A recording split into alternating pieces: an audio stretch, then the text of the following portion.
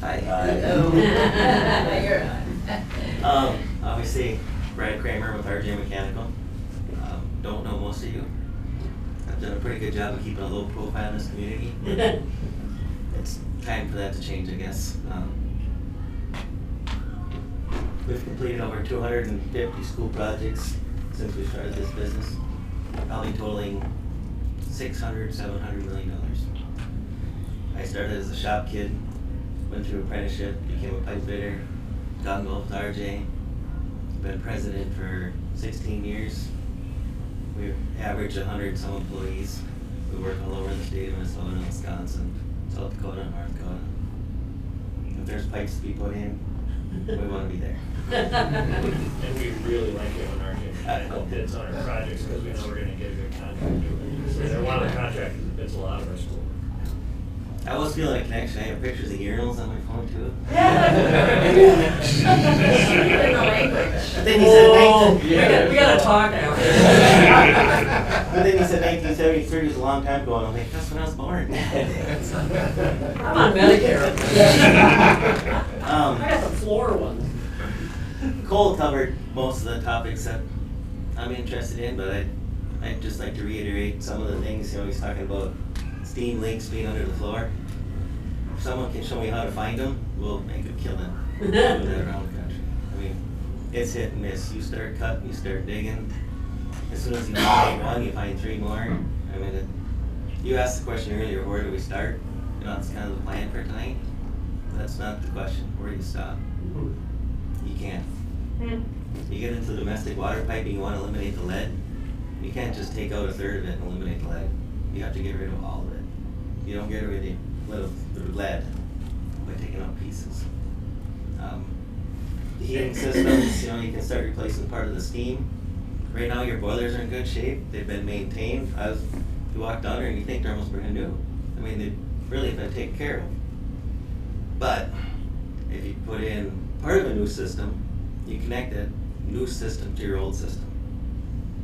It's very difficult to maintain your old system with how long it's been in service and how corroded is not the right word, but the system's corroded. It's infected, let's say that. So now you put this new part on it, it's immediately infected with your old stuff. So now you just reduce the life of your new stuff already. So to piece things together, it can be done. Anything's possible. There's a cost associated with it, but it's a direct decision.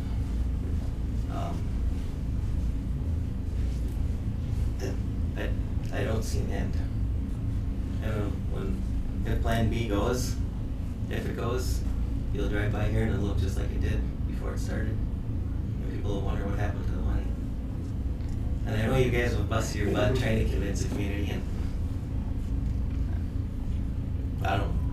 I'm here to help and answer questions. I mean, Say we wanted to contract RJ, get rid of the lead. I mean, that just seems awful. We worry about that. It's a real worry for us. What's the likelihood that you could be able to even do that with the plumbing that's running through the cement walls and floors? And anything's possible, I understand, but it would have to be a daunting. It would be. So, obviously, if you did it in phases, you'd go in and cut out so much a year and do whatever you did if it's a summer phase. But again, your plumbing pipes, you probably have 5 miles of plumbing pipes in this building. You probably can see half a mile of it. The rest of it's encapsulated inside walls, ceilings, floors. So you're pretty much cutting holes in every room wherever there's plumbing fixtures. The ADA toilets, if you need to make one ADA toilet, you're redoing that whole bathroom because you just affected this one, and this one, and this one. So none of them meet code until you got the room on and start over. And it doesn't stop. But I walked the building with Cole and the other guys too.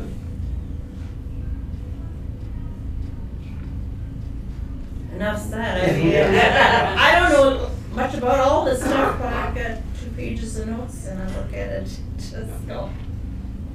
I make a living doing what you guys are thinking about doing. Yeah, you can't I don't wanna spend my oversimplify this tax stuff. dollars doing We don't either, but Right. we're kind of getting backed into that. a corner. I understand the position you're in, and You know, when you hear about the, indoor air quality on the 4th floor in any classroom in this building, it's just, you can't go on. You're a very large taxpayer again, will you say what you just said? You are a very large taxpayer in our community, and what did you say? I said I make a killing doing this kind of work that you're looking at doing. Make my living, I should say killing. Make a good living, but I don't wanna spend my tax dollars that way. Thank you. It, Doesn't make sense. It doesn't make Doesn't sense make in any. sense. you know, I know these guys try, and, you know, I deal with schools all over the state. Edina is one of my favorite ones to talk about. They spend $10 million every few years going in and replacing parts of a building. Well, you were talking about A, B, C, D, and E. Well, we're already back to A, our 3rd time. I've been in some of them schools in the last 25 years. I couldn't tell you how many times. And, We replaced boilers I so many can add to times. that, since we're doing the work in Edina, there's areas that you wanna feel equal to Edina, we can push the pencil through some of the piping in the walls in Edina, cause it's so old, but they don't have any space in Edina to build new buildings.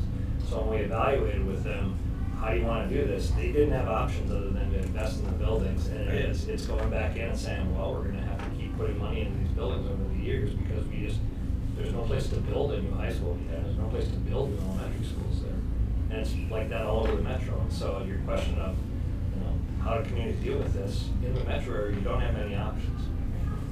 We do. Yeah. You know, We've acquired property to do I only it. picked their name because everyone associates Edina with mine. Yeah. Well, and then there's 2 parts to A, they don't have a spot to build, but it's also they're one of the top 25, so they can levy, they don't have the same constraints we do. They can Just do it. they can just do it. They They're more can square save the feet money. students, so their capital availability for LTFM is a little bit higher. Yeah. They test like on a monthly basis for lead Yeah. in different areas. I mean, they find a speck of lead somewhere, man, they're calling us instantly, get down here today and get rid of whatever's causing this.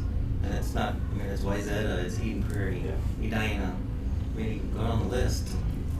It just, once one person associates getting sick, no one has yet, but once one person gets sick and blames it on lead, the list is gonna pile up so fast. So, St. Paul Schools has been in the news a lot for their cost overages and their projects. I spent some time talking with the superintendent, facilities director. That was and all said- mechanical. And I said, what do you think about this? And he said, this is all stuff that has to be done. This isn't over budget. This is us being in the buildings and saying, "Oh, where do you stop? You can't stop doing this stuff, and we're gonna have to keep continuing to do it. If anything, we're gonna raise our budgets to match this. We're not gonna be able to scale back on what we do." And that's my other concern with this, is we talk about a budget. We talk about coming up with, okay, we're gonna spend X amount of money. We can't even do that, because once we start into this, it turns into what comes next to go beyond it. There's no good way to encapsulate this into a project. No, cause you're spending, well, if you say you're gonna spend 10 million next year, it's gonna be 50 to 60 before you're done. Right. And you know that going into it, but you don't know that, I mean, you can't say which part it is gonna be. You know what's gonna happen, but you don't know is it gonna be that you're sockering through so much concrete or, you know, whatever you find through a wall. When you're, sort of just type in here, you're lucky if, when you cut a hole in the floor, it doesn't cause structural problems. You know, if there's a lot of the old building here that's still made out of wood, you cut things off of it, fire marshal's gonna say, well, you gotta do something about that. Structural engineer's gonna get involved and say, this is under capacity, you gotta reinforce. So there are other items that we're not really hitting on because we're trying to hit what are your priority 1 issues. But we have had that discussion when we talk about renovating. That's entirely But possible. this is a different, I mean, renovating is one thing, this is the tip of the iceberg.